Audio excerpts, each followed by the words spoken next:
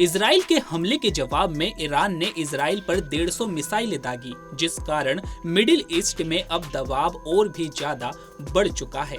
शुक्रवार रात अमेरिकी शेयर बाजार वॉल स्ट्रीट में बड़ी गिरावट आई और तेल की कीमतों में उछाल देखने को मिला। तेल की कीमतें बढ़ने और ग्लोबल टेंशन की वजह से भारत समेत दुनिया भर के बाजार में हड़कंप मचा हुआ है।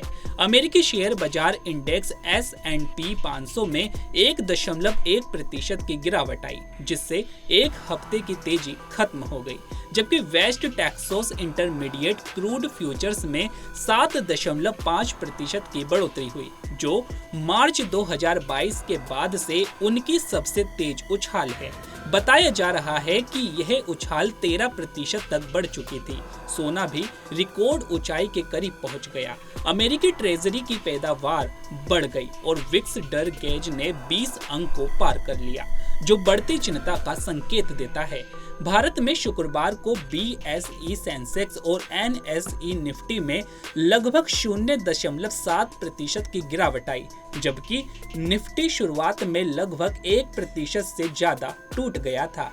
इंडिया विक्स में 7% से 10% तक का उछाल आया, जो निवेशकों की बढ़ती बेचैनी को दिखाता है। तेल शेयरों में सबसे ज्यादा गिरावट आई।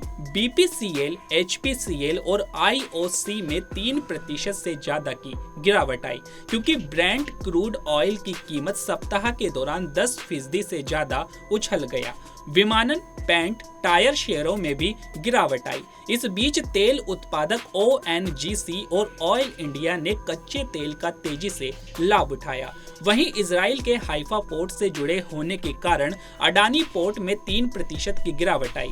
निवेशकों द्वारा भू राजनीतिक जोखिम का पुनर्मूल्यांकन किए जाने के कारण इन्फोसिस और TCS जैसी प्रमुख IT कंपनियों और इजरायली परिचालन वाली फार्मा कंपनियां सुस्त दिखाई दी।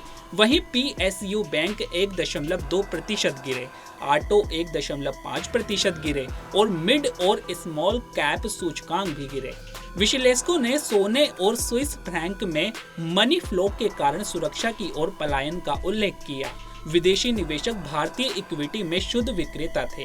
वहीं विश्लेषकों का मानना है कि स्थायी नुकसान कच्चे तेल की कीमतों से हो सकता है।